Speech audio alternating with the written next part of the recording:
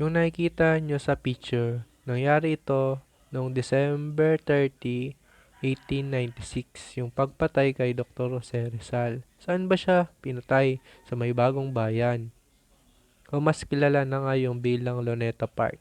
Simula pagkabata natin, ang naituro sa atin na ang mga Kastila ang pumatay kay Dr. Jose Rizal.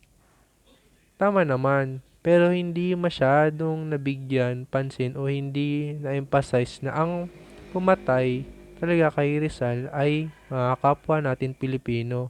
Ano ibig mong sabihin? Ganito po kasi ang setup during sa execution of Rizal. Nasa harapan si Rizal, sa likod niya ay may mga Pilipino soldiers. Walong sundalong Pilipino. Sa likod naman ng sundalong Pilipino ay meron ding sundalong Kastila. So, ang bumaril kay Rizal ay mga Filipino soldiers. Sino ang nag-utos? Ito ay ang mga Kastila. Ganito yon. Kung hindi babarilin ng mga Filipino soldiers si Rizal, ang papatayin dito ay ang mga Filipino soldiers. Sinong bumaril sa kanila? Sinong babaril sa kanila? Yung mga nasa likod nila na Spanish soldiers.